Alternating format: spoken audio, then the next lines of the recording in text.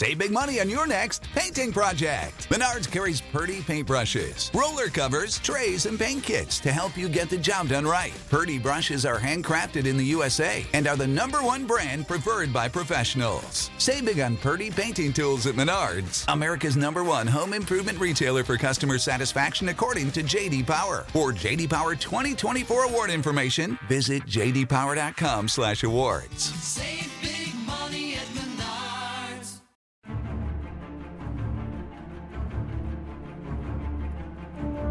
Previously on P1 Gang Adventures.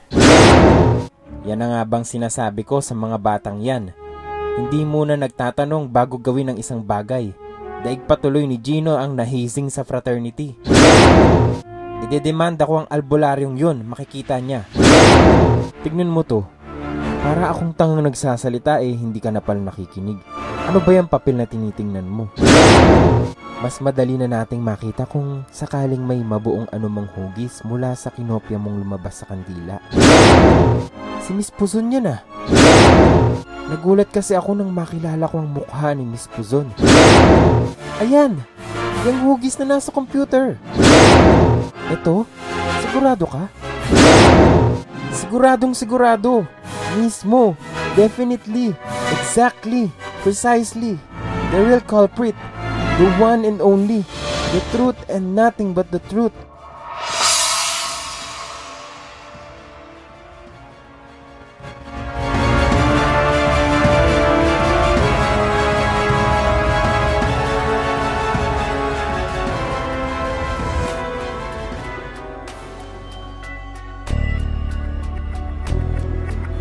Case File Number 3, Kabanata 6, Ang Multo. Pinagmasdan ni Miss Villa ang nakaunipormeng dalagita sa harap niya. Binabasa nito ang recommendation letter na inabot ng kaharap. So, when are you ready to start classes? Tanong ng babae. As soon as possible, ma'am. Magalang na sagot ng bulag na dalagita. Pwede ka bang magsimula ngayon para makaka-catch up ka sa mga na-missed mong lessons? Tanong muli nito. Opo, ma'am. Desididong sagot ng kabataang babae. Karaniwan ay hindi na kami tumatanggap kapag ganitong nagsisimula na ang klase. Pero maswerte ka, iha. At malakas dito sa center ang backer mong si Congressman Carlos. I just talked to him a few days ago before he left for Singapore. Nagtataka naman ako at hindi niya nabanggit na mayroong siyang ini-endorse. Anyway, you're here, paliwanag nito. Kaya nga po nagpapasalamat ako sa inyo. Talaga hong gusto kong magkaroon ng computer training. Maagap na sagot ng dalagita. Saka nakangiting nagpaalam na ang estudyante. Kinapaka pa nito ang walking stick at nagsimulang maglakad. Conscious si Joe na huwag siyang mahalatang nagbubulag-bulagan lang. Pilit na inaalala ang mga turo sa kanya ni Ben sa mga kilos at kagawian ng bulag. Narinig niyang may kausap si Miss Villa paglabas niya sa opisina. Nandiyan na ba si Miss Puzon? Sabihin mo may bago siyang pupil. Biglang kinilabutan si Joe nang marinig ang pangalan ni Miss Puzon. Naalala niya ang nangyari sa kanyang kuya at kay Boging. Hindi tuloy na malaya ni Joe na napabilis ang hakbang niya.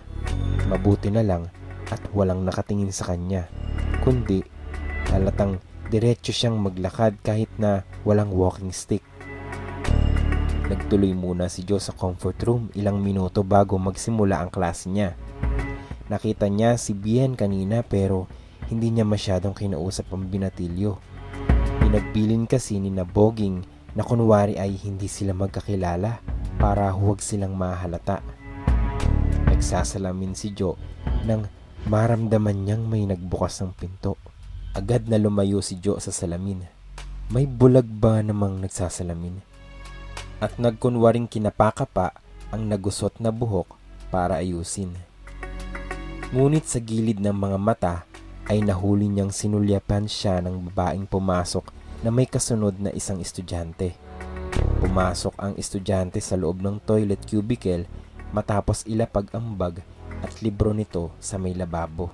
Naiwan sina Joe at ang babae na napansin niyang maraming suot na alahas sa katawan. Para itong Christmas tree sa dami ng suot na burloloy, bukod pa sa mga ruffles sa damit. Bago ka rito ano? Tanong ng babae. Alam ni Joe na siya ang tinutukoy nito. Ako po ma'am? Tanong ni Joe na hindi tumitingin ng diretso. Nahirapan nga siya dahil hindi siya sanay na hindi tumingin sa kausap. Oo, ikaw. Ikaw ba yung bagong pupil ko na sinasabi ni Miss Villa? Wala kasi ako nang ipatawag niya. Biglang kinabahan ng dalagita. Opo ma'am, ako po si Joy. Kayo po ba si Miss Puzon? Oo, Miss Adelaida Puzon. Namutla si Joe. Kumabog ang puso niya at lumalim ang paghinga niya. Hindi dahil natakot na naman siya kay Miss Puzon, ngunit dahil huling-huli niya na maingat na kinuha ng teacher ang pitaka sa loob ng iniwang bag ng estudyante. Alam mo kuya, pagbibida ni Joe kay Gino kinagabihan, lalo ka mo akong natakot nang aalis agad si Miss Puzon at tipong iiwan akong mag-isa. Kesya ako pa ang mapagbintangan noong estudyante, sinabayan kong lumabas ng CR si Miss Puzon. Umilib naman si Gino sa kapatid. Tama pala talaga ang kutob natin, Gino. Ungkat ni Boging na pares ni Kiko ay muling dumalaw sa kaibigan. Hindi totoong multo ang mga nagnanakaw kundi si Miss Puzon. Siya pala ang multo sa center. Natawang bigla si Joe nang marinig ang tungkol sa multo. Alam nyo ba, kinausap ako nung ninakawan ni Miss Puzon pagkatapos ng klase. Pinagtatanong pala kung sino ako. Buti na lang at siyempong si Bien ang napagtanungan niya. Patuloy ni Joe. Bakit? Ikaw ba ang pinagbibintangan niya? Tanong ni Boging na nooy naghahanap ng makakain sa mesa sa tabi ng kama ni Gino. Nakita at nakursunadahan nito ang nangangalahati ng lata ng Pringles. Ayun, inupakan. Hindi kamo. Ang buong paniwala niya, multo nga ang kumuha ng pitaka niya. Yun daw ang sabi sa kanya ni Miss Puzon. Kaya nga ang sarap manapak. Nakuha pa niyang maging guro gayong baloktot naman ang ugali at katinuan niya. Palagay ko, may kinalaman din si Miss Puzon doon sa nadiskubre kong mga cassette players at tapes na nakaimbak sa utility closet. Na-check mo ba kung nandoon pa rin, Joe? Tanong ni Gino. Oo, naron pa. Dinaanan ko nung uwian. Mga bago-bago pa nga, kuya. Nakabalot pa nga ng plastic eh. I smell something fishy. Tumango-tango si Gino. Maaring si Miss Puzon ang utak ng nakawan sa center. Baka pati ang mga nawawalang supply sa foundation. Nawawala tapos ibibenta? Dumukwang si Boging sabay kuha ng Pringles na hinablot naman ni Kiko. Nagsalita kasi si Taba habang panay ang nguya. Yun ang sabi ng kaklase ni Bien. Binentahan daw siya ni Miss Puzon ng cassette tape samantalang ang alam niya libre yun. Bakit hindi siya magsumbong? Tanong ni Kiko habang siya naman ang dumudukot sa Pringles. Siyempre, natatakot. Paano nga naman niya lalabanan ng isang kuro? Tapos, bukod sa bata na siya, handicap pa. Si Joe ang sumagot dahil kahit papaano ay nararamdaman niya mismo ang impluensya ni Miss Puzon sa center. Ano, Gino? Ibulgar na natin? Mungkahin ni Kiko. Huminga ng malalim si Gino. Nag-isip. Wag muna kuya. Kulang pa ang ebidensya natin. Malay nyo, marami pa akong matuklasan. Pigil ni Joe sa mga kasama. Tama si Joe, Gino. Let's give your little sister a change na maging bida naman ngayon. Saka kumindat at ngumiti si Boging. Ngiting aso. Hoy, anong ngayon ang sinasabi mo? Lagi yata akong bida, no? Sabi ni Joe na kasabay ng pagtaas ng mga makakapal na kilay. Feel mo si Aiko ka? Si Boging ulit. Umirap si Joe. Hindi si Don Sulueta. Natuturete na naman si Gino sa kantsawan ng tatlo. Tigilan nyo na nga yan. Ang pagtulungan nating pag-isipan ay kung paano natin mako-corner si Miss Puzon. Yung tipong caught in the act, kuya. Siyempre, para ma-establish na prima facie case. Ayan na, pinaandara na tayo ni Attorney Gino Rodrigo. Nakangising kumindat si Kiko habang ibinabalik kay Boging ang lata ng Pringles. Sinakyan naman agad ito ni Boging. Curious lang ako, Attorney. Ano ba ang pwedeng ikaso sa mga mangkukulam at mambabarang? Obstruction of peace and order. Walang kagatol-gatol na sagot ni Gino. Piniperwisyo nila ang mga taong bayan. Hindi, kuya. Illegal possession of firearms, tulad ng manika at aspili. Sumali na rin si Jo.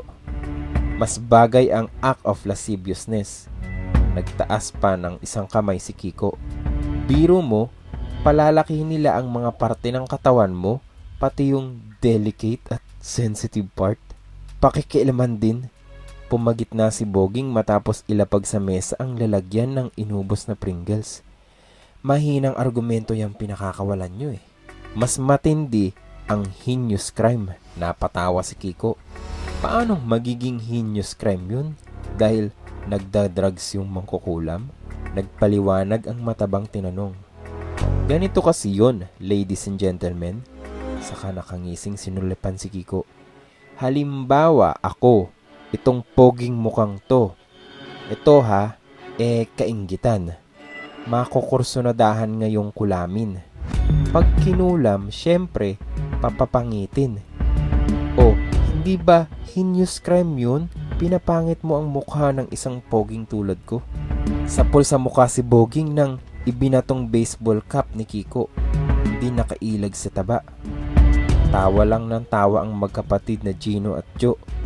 Ngunit lingid sa kanilang kaalaman, matatagalan ulit ang barkada na makaranas ng ganitong masayang pagbibiruan, na dadaan muna sila sa mga kagibitang pipiga sa kanilang katalinuhan at susubok sa kanilang kakayahan, lalo na si Kiko.